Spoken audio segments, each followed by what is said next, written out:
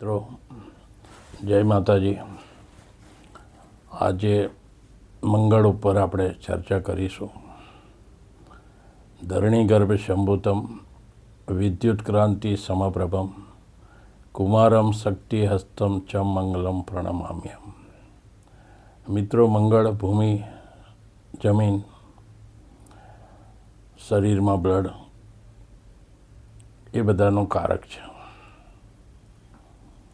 તમને તમારું mind short temper હોય, ગુસ્સો જલ્દી આવતો હોય, તો મંગળ તમારો સારો નથી.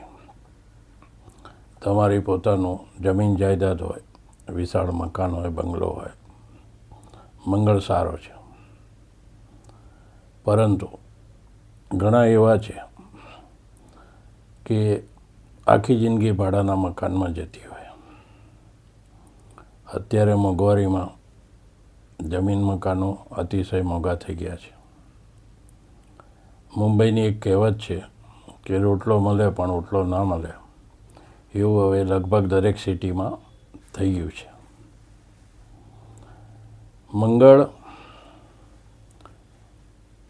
ખરાબ હોય કુંડળીમાં તો માણસને માથાના વાળ જેટલું દેવાદાર બનાવી દે છે. મંગળ શૂરવીરતા સેનાપતિ છે, પોતે શૂરવીર છે. મંગળ ભૂમિ જમીન માટે કારક ગ્રહ છે. મંગળ માટે તમને એક સારો, જેનું ઘર પોતાનું ના હોય, ભાડામાં જિંદગી જતી રહી હોય, કાં તો પૈસા હોવા છતાં ધારી જગ્યાએ મકાન ના મળતું હોય, તો મંગળવારે તમારે પીપળાનું એક પાન લેવાનું. એ પાન ઉપર એક પૂંજાની નાની સોપારી મૂકી દેવાની. ચાંદલા કરો, નાડાછડીથી વસ્ત્ર આપો, પછી એ નદીમાં પધરાવી દો. આવું તમારે 18 દિવસ કરવું પડે. 18 દિવસ એટલા માટે કે ન્યુમેરિકલ પ્રમાણે 1 ને 8 બરાબર 9 થાય છે. સાચી વાત તો એ છે કે 2025નું વર્ષ, એનું ટોટલ પણ 9 થાય છે. 9 એક પૂર્ણ અંક છે. તમે જુઓ કે નોરતાના 9 દિવસ છે, બાળક 9 મહિના પછી ગર્ભમાંથી બહાર આવે છે. જૈનોમાં 9 નિધિ છે. આવી રીતના 9નો અંક છે એ પૂર્ણાંક છે. મંગળ ન્યુમેરિકલ પ્રમાણે મંગળનો નંબર પણ 9 છે. હવે આજે તમને 18 દિવસની વિધિ બતાવી. એ પૂજા પતી જાય, તમે નાની ગોળની ગાંગડી પણ મૂકો ઉપર, અને પછી એને નદીમાં પધરાવી દો. 18 દિવસ તમે શ્રદ્ધાથી આ કરશો તો ચોક્કસ તમારું મકાન તમને મળશે. ભાડાના મકાનમાંથી તમને મુક્તિ મળશે. મંગળ જ્યારે ખરાબ હોય માણસ, તો એ લોન મૂકે મકાન માટે, લોન પાસ ના થાય. બધું કરે તો બિલ્ડરને સ્કીમ પાસ ના થાય. ક્યાંક ડ્રો સિસ્ટમમાં મકાન નોંધાયું હોય તો ત્યાં એનો નંબર ના લાગે. આ મંગળ તમને મજબૂત બનાવવા આ મેં ઉપાય બતાવ્યો. શ્રદ્ધાના કોઈ મીટર નથી હોતા. શ્રદ્ધા એ મનની વસ્તુ છે. જેટલી તમારી તીવ્ર શ્રદ્ધા હશે એટલું તીવ્ર કામ થશે. સમજો કે કોઈ માણસ, છોકરીઓ છે વધારે, છોકરો મેળવવા પૂનમ ભરે છે, ઘણા વર્ષો સુધી પૂનમ ભરે છે, કામ નથી થતું. જે પોતાના પુત્રની આશાએ પૂનમ ભરી, હજી એ અડધે નથી પહોંચ્યો, ઘરેથી સમાચાર આવી જાય કે ભાઈ તમારે ત્યાં બાબો આવ્યો છે, તો આને આપણે શું કહીશું?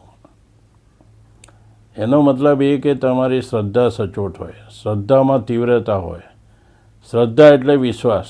તમે જે બી કામ કરો છો એની પર તમારો પૂર્વ વિશ્વાસ હોય તો એ કામ જલ્દી થાય.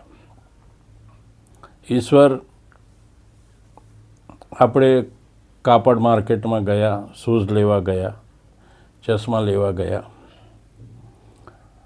આપણે એવું કહીએ, ઘણાને મેં એવું સાંભળ્યું છે કે ભાઈ સસ્તામાં સસ્તા પેંડા આપો. પ્રભુ, તમે ઈશ્વરને ધરાવવા માટે લઈ જાઓ છો. તમે જીન્સ પેન્ટ લેવા જાઓ તો એનાથી ઉલટું બોલો છો. મોંઘામાં મોંઘું જીન્સ પેન્ટ બતાવે ભાઈ. તો આવું ના હોવું જોઈએ. તમે જે તમારા આરાધ્યને કોઈ વસ્તુ અર્પણ કરો છો તો એમાં તમારી તીવ્રતા જરૂરી છે કે ભાઈ આ મારા ભગવાન માટે છે, હું એમને સસ્તું શું લેવા આપું. કોઈક જગ્યાએ હું કરકસર કરીશ, ચલાવી લઈશ, પણ મારા પ્રભુને તો હું સારામાં સારી વસ્તુ આપીશ. ભલે થોડું આપો, તમે 5-10 કિલો ના આપો, 100-200 ગ્રામ આપો. તમે કેટલું આપો છો એની સાથે ઈશ્વરને કોઈ મતલબ નથી. કેવું આપો છો, કેવી શ્રદ્ધાથી આપો છો, એ બેઝ છે તમારો. બરાબર.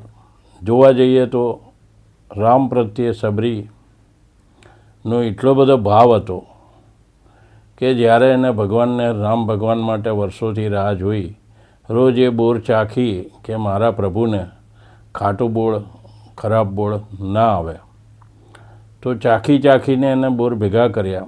જ્યારે એની ઈચ્છા પૂરી થઈ, રામ પ્રભુએ બોર ખાધા, તો તમે વિચારો, આપણે તો એઠું જૂઠું ભગવાનને આપતા નથી, પણ એ સબરીની શ્રદ્ધા હતી.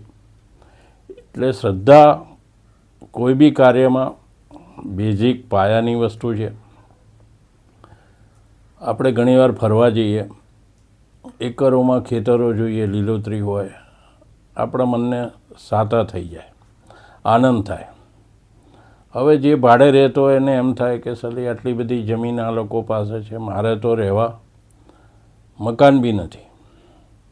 દિવસે દિવસે ભાડાના મકાનોમાં ટર્મ્સ કન્ડિશન થોડી આકરી થતી જાય છે. દર વર્ષે ભાડું વધતું હોય છે. અચાનક મકાન માલિક ખાલી કરાવે છે. આ બધી પરિસ્થિતિનો સામનો જે વ્યક્તિઓ કરી રહ્યા હોય તેના માટે આ એક નંબરનો ઉપાય છે, રામબાણ ઇલાજ છે. બીજું તમને કહું કે મંગળના દાનમાં મસૂરની દાળ તમે ગાયને ખવડાવો, અંદર 9 ટુકડા ગોળના નાખો, દર મંગળવારે ખવડાવો. તમે જે પણ કરો, થોડું કરો, શ્રદ્ધાથી કરો. હું એમ નથી કહેતો અમે 25 કિલો દાળ ખવડાવો, ગાય મરી જશે, કેમ કે રોજ એને એટલો ખોરાક નથી મળતો. પણ તમારી શક્તિ પ્રમાણે ભક્તિ તમે ખવડાવો, હાથોહાથ ખવડાવો. જમીન પર ના મૂકશો. તમે પૂજા કરો. આસન કેમ લો છો? કેમ કે પૃથ્વીમાં ગુરુત્વાકર્ષણ બળ છે. તમારી પૂજાનું ફળ જમીન ખેંચી લે છે. એટલે ઋષિમુનિઓ વાઘચર્મ, મૃગચર્મ, આજે આપણે ડાભનું આસન વાપરીએ છીએ, ગરમ ધાબળો વાપરીએ છીએ. અને એ પાછો નાનો નહીં લેવાનો.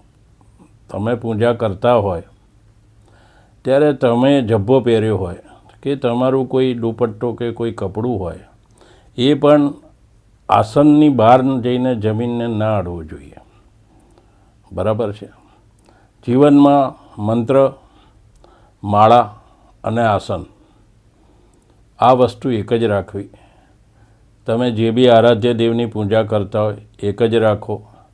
મેં માર્ક કર્યું, લોકો ડાકોર જાય, રણછોડજીનો ફોટો લઈ આવે, પછી જાય અંબાજીનું લઈ આવે વાલથી, અને રણછોડ મહારાજ આઉટગોઈંગ થઈ જાય.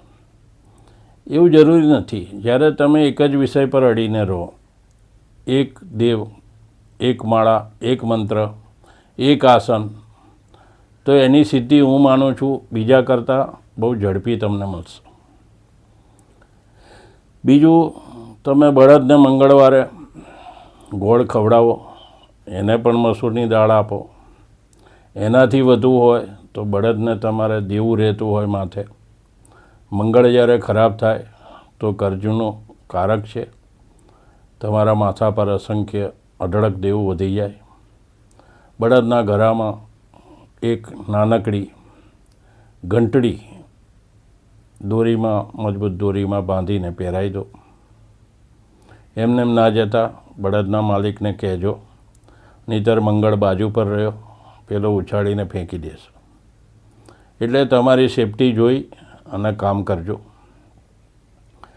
મંગળ જ્યારે બહુ ખરાબ હોય તો માણસનો ક્રોધ અતિશય વધારે હોય.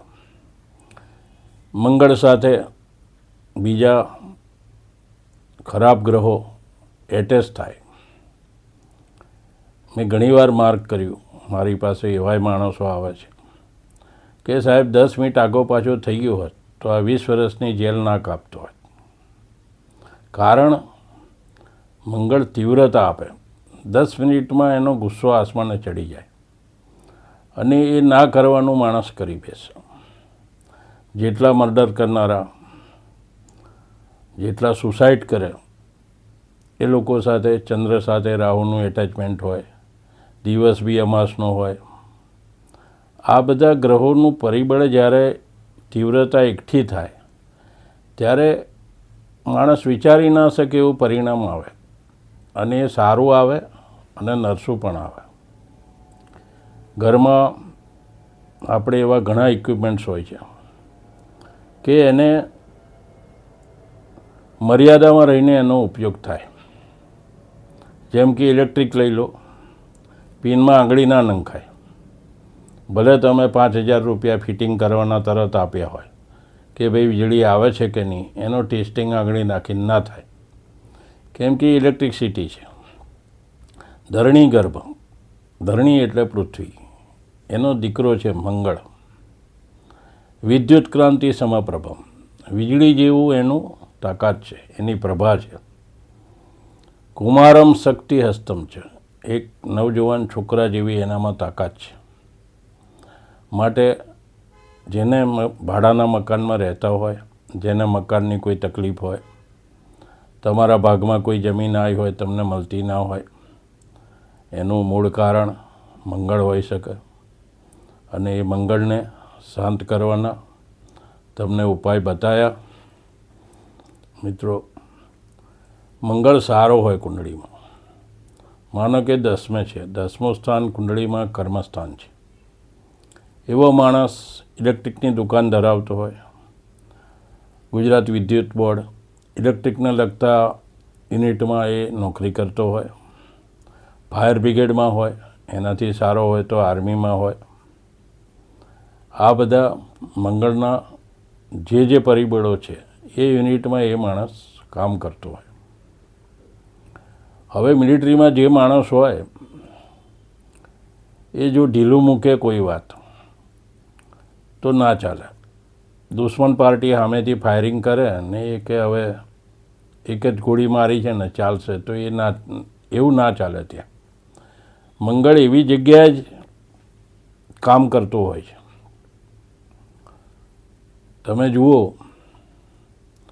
કે આ વર્ષમાં અત્યારે ચાલુ સપ્ટેમ્બર મહિનામાં 9 તારીખ ગઈ, નેપાળની એ બાજુ તોફાનો, આગજની, આ બધું બન્યું. મંગળ સાથે જ્યારે ચંદ્ર જોડાય, કુંડળીમાં ચંદ્ર મંગળનું કોમ્બિનેશન હોય, 11મે હોય, અતિ સુંદર, મહાન લક્ષ્મી યોગ કરે. માણસને ક્યાં પૈસાની કમી ના રહે.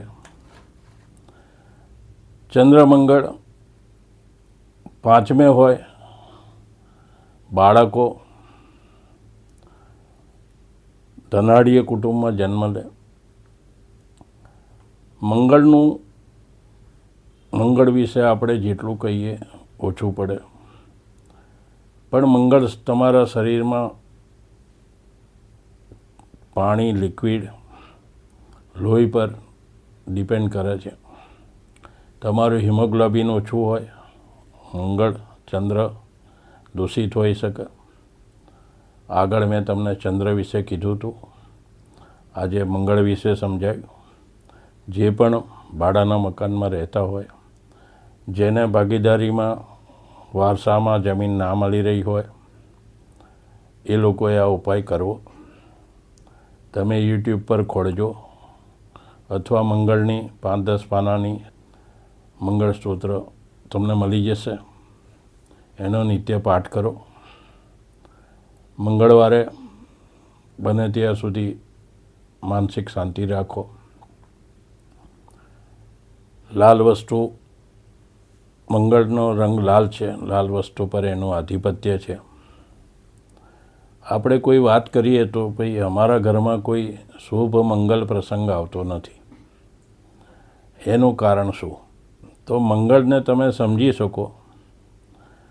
મંગળનું એક દેવતા ગણેશજી પણ છે. જનરલી બુધ સાથે એમને જોડવામાં આવ્યા છે, પણ ગણેશજીના જે ભાઈ છે કાર્તિકેય ભાઈ, એમને સેનાપતિનું બિરુદ મળ્યું છે. એમની અહીંયા પૂજા ઓછી થાય છે. સાઉથ બાજુ કાર્તિકેયની પૂજા વધારે થાય છે. કાર્તિકેય પોતે સેનાપતિ છે. મંગળનું સ્તોત્ર કરવું, ઋણમોચક મંગળ મંત્ર, મંગળ સ્તોત્ર, જેની પર દેવું વધારે હોય એવા માણસો દર મંગળવારે કે નિત્ય કરી શકે છે. આ બધા પરિબળોથી મેં જે પાછળ બતાવ્યું એમ કોઈને પણ તકલીફ હોય તો આ જરૂર કરજો. ઈશ્વર તમને જરૂર આમાંથી કંઈક ફાયદો અપાવશે. અત્યારે અહીં આપણે વિરામ લઈએ છીએ. જો તમને આ માહિતી ગમી હોય તો લાઈક કરજો, સબસ્ક્રાઈબ કરજો અને સેન્ડ કરજો મિત્રોને, તમારા સર્કલને. જય માતાજી.